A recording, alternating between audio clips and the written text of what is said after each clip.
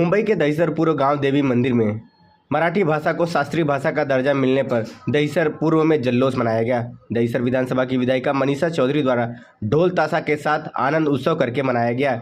यही नहीं, विधायिका मनीषा चौधरी ने गांव देवी मंदिर में जाकर दर्शन किया, साथ ही लोगों के साथ बातचीत भी की। विधायिका मनीषा चौधरी ने महाराष्ट्र के उप मुख्यमंत्री देवेंद्र फडणवीस और देश के प्रधानमंत्री नरेंद्र मोदी जी का आभार प्रकट किया।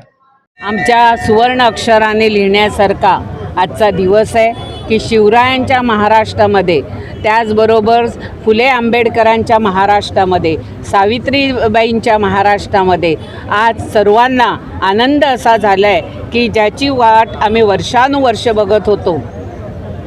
विधिमंडळामध्ये अनेक वेळा ह्याच्यावरती चर्चा घडवून आणली, परंतु मराठी भाषेला अभिजात दर्जा मिळत नव्हता।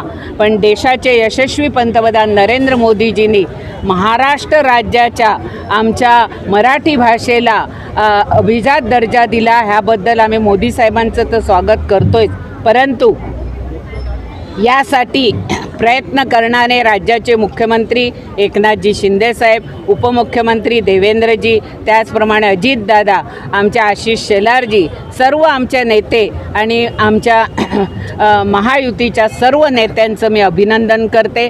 आणि खास करून केंद्र सरकारच्या मंत्रिमंडळातील सर्व मंत्र्यांनी जो एकमुखाने मराठी भाषेला अभिजात दर्जा देण्यासाठी मान्यता दिली, त्याबद्दल सर्व केंद्राच्या मंत्रिमंडळाचे आणि केंद्र सरकारचे मनपूर्वक आभार मानते। धन्यवाद।